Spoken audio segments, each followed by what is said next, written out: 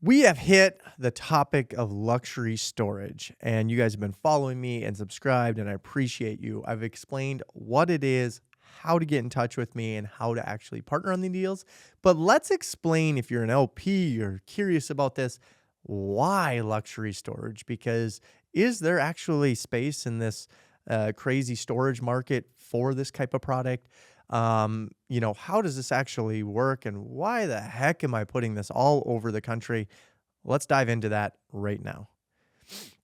Guys, I've been doing luxury storage now. This is actually my fourth year going on fifth, and I've kind of found a niche on, I'm terming it luxury storage, and there's many different versions of that. You guys can go and refer to my other two videos, and I explain exactly how you can partner with me, how you can bring this to your market, and why I think this product type can actually overtake a lot of the self-storage on every corner, right? You either see a car wash, a gas station, and then a multi-story storage building, which is self-storage. Well, I'm not building self-storage. I get it that I'm not the highest per square foot, and I do not need to be because that is not my market. I am not after the primary market. I'm not in downtown Dallas or near Dallas. I'm in the suburbs of Dallas. I'm not in the town of Tampa. I'm on the suburbs of Tampa, right? My product type can only be at one level, meaning I can't increase, I can't afford those corners where those multi-story buildings and their, cost per square foot on that land can be incredible, sometimes from $30 to $100 a square foot, depending upon the locations you're at. That's not where our product type lives. We live in the suburbs, in the areas where the small businesses live and they work in the primary markets. That's where this product type works. And I term it luxury storage, not only because we're just climate controlled storage, but I am literally the in between. You can call it poor man's contractor shop, or you can call it a storage shop. It doesn't matter. I term it luxury storage. It's basically a storage unit that's climate controlled. It's a large bay, and it's not for just RVs and boats. It's for businesses. That is our main person who we're attracting. We're helping out the small business owner who's moving from his garage and he wants to get into a bay, and he wants more than just a non-heated unit. With most of them don't even have power. They might have a light in there, but he needs 700 to 1,000 square feet in space. He would like it climate controlled. He would like an outlet, and he would like a couple lights in there with an automatic garage door or operator. So it's like he feels like he's got his own bay. The problem is he doesn't have his own bathroom or none of those amenities in it. And for that reason, we can charge a lot less than these condo shops that they're selling on the market today. So that is why we're building it. But let's kind of dive deeper into, how is this product type actually going to work? How could this work in your market? Well, I'll just tell you what's on the market right now. We basically have climate controlled or non-climate controlled, I should say. They're just storage bins, right? And they might be bigger. They might be anywhere from 25 on a 5 by 5 square foot all the way up to, I've seen them as large as 6,000 square feet. It's cold storage, it's warehouse space, it's whatever. But what I'm doing is taking a light industrial space, meaning we've probably seen some storage condos. They have bathrooms, mezzanines. You've seen luxury storage condos, garage space condos. There's all these, all these different names out there for these luxury condos where you just buy them and you can renovate them and make them into a man cave and you can do all them type of things. That's not what I'm doing. I'm building institutional grade assets that have climate controlled storage. Basically, we don't have the mezzanines and the bathrooms and the ping pong tables. You could do it in the unit, but I'm not offering you to build out an entire office and bathroom into the space. We're just offering you an 18 by 50 space that would look a lot like a non-climate controlled unit, but instead it is climate controlled. And it's on a cleaner facility, right? Like we're doing luxury facilities, institutional grade. We're exiting to the family offices. We have a certain grade that we need to hit. And that's the type of customer that we're attracting. We don't mix in all the 5 by 5s and 10 by 10s and, the highest per square foot, because we don't need that in these markets where we're building the luxury storage units. We're only doing large bay, meaning the smallest bay you can get with us is probably 500 square feet. And that's typically the smallest we build. We do some non-climate controlled. We do a lot of climate controlled.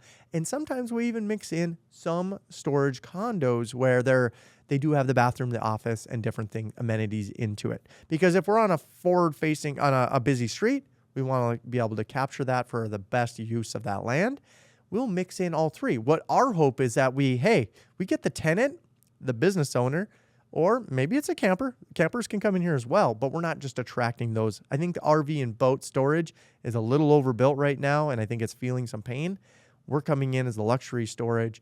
We're attracting to all the small businesses that are struggling out there to find cheap space where they can operate out of. And we're finding a space where we're non-heated. So we have non-climate controlled. We'll call it that, our lowest price units. Maybe they're anywhere from $300 to $600 a month, depending upon what market you're in, from the Dakotas to Florida, wherever. And then you move into climate control. This is like a step up from the non-climate controlled. So now I can rent I want to take my business into the climate controlled unit, because now I got like my own shop space and I can put some of my stuff in there and it stays dry and it's the humidity's sucked out, or it's heated in the winter, whatever climate you're in. You're able to have your space in a nice dry space. Feels more like a shop to you. Obviously, they're probably a little cleaner inside, and it just feels more homey. Well, then you can take your business all the way up to the condo storage unit, so we can graduate our tenants all the way up into a more of a retail storefront where they can operate their business and have customers go there and all that type of thing. So we've been building our larger facilities just like I explained that one. We've built facilities just with heated storage. I've done that in the Dakotas already. And we're building a little bit of non-climate control. We're not doing a drastic amount of that because we do not want to compete in that space, and that is not where we're looking to do. We've had awesome success within the luxury storage units, meaning a climate-controlled, boring storage parcel, and we're going to keep that model. But what's different is I'm kind of between the industrial space and I'm kind of between, just normal self-storage. Industrial, you're going to sign 5, 3-year, 1-year leases, whatever. We're doing 30-day leases, meaning those small businesses can just scan a credit card, because all small businesses have a credit card. I know this, and they're earning points and they love it and whatever. But we fluctuate our rent every 30 days based on occupancy. We tell our tenants that. They're fine with that. It's as similar as a self-storage model. It's no different. It's dynamic pricing based on occupancy, and obviously we raise rents as occupancy climbs above 90. And that's really the business model on the back end. It's very simple that way. But a lot of people are not building these larger bays, small bays. They're doing 1-year, 3-year, 5-year leases, and all this bathrooms and different things. That's just not our model. We're selling our entire property as one package, rental package, right? We're only attracting renters. Where those condo guys, they're trying to sell the small bays. In most situations, they're trying to sell off those small bays, and it's just a whole different model that most people. What I hate about that model is that when people stop buying those condo shops, guess what? They're coming to my place to rent from me, right? I told you in previous podcasts, as we're turning into a renter nation, it's just cheaper to rent, and institutions will buy them for a premium from me once we're stabilized. So we're scaling this up.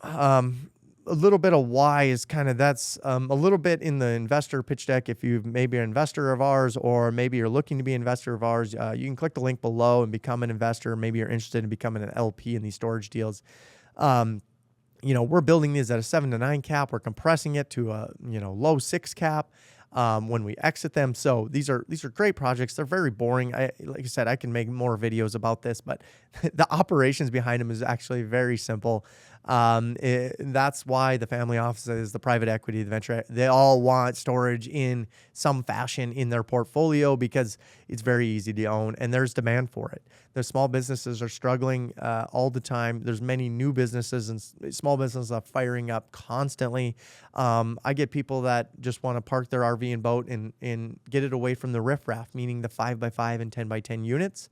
I do that because I give them, I'm kind of paving the way where, if the minimum rent's $300, a lot of the riffraff not even going to have $300 to do that. So that's why I just completely separated me. And I do not want to compete with those multi-story buildings. When the vacancy's down, and I know they're 65, some are sitting around 65% occupancy, they drop their rents, sometimes to $1 just to fill units because they know when they get them in, finally storage is sticky. They ain't moving for at least 6 months, sometimes even longer. So guys, that's a little bit around the why luxury storage and why I'm doing this around the country. You can also partner with me. If you're not interested in just investing, like you're like, this can work in my market. I have one of these 5 criterias, which I'm going to name off right now.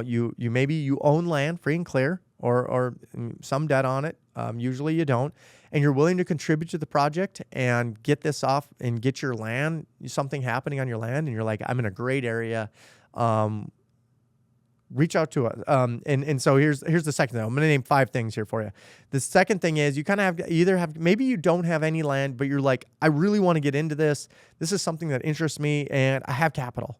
I have capital to fund the deal. These are typically $5 to $20 million deals. And you know what? I need this in my portfolio. I'd love to partner with your expertise and your research behind this and getting we're scaling this, right? So we have lots of processes and systems.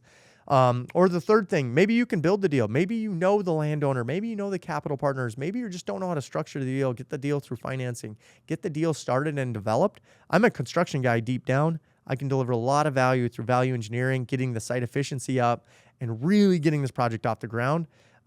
Maybe you're able to connect the dots. Real estate is about connecting the dots. If you can do that for us, you can get in that. The fourth thing is skills and operation. Maybe you've ran storage before for yourself and you can do management, you can do operations, you can do construction. Get a hold of us. Again, I'm up in the Dakotas. We need to partner with good people in good markets. Or the fifth thing, we need to have a growing market, right? Like that's a criteria that like, hey, you might mate all the other things, but if it's not a growing market, we really can't justify it. So you really got to have 2. You either got to own land, have capital. You can build the deal out for us, skills and storage. But the last one always remains true, and you have to be in a decent market. We use Radius Plus as our reporting tool, and that's really how you can get into partnership. But click the second link below. You'll get in our CRM, and you can get into a chance to partnership with us. And we'll structure the deal, help you get the deal to the close, because that's the hardest part for most people. We understand that. We got some proven processes. I think we have 12 deals in the queue right now. We're getting 3 more deals done this year yet. So if you want to get in that queue, that queue is stacking up. I would appreciate it. And again, subscribe, like, share this channel with someone who may be interested. We're looking to grow this in every market. I don't think there's a market that we don't like at this point. Obviously you have downtown Chicago's and some bad people that are losing population. There's obviously we're not interested in this market, but if you're in one of those growing markets, get a hold of us. We'd love to help team up and get your deal across the finish line and have you a part of our storage adventure that we're on. So appreciate you guys. Like, subscribe, share this. It only grows if you share it. So thank you.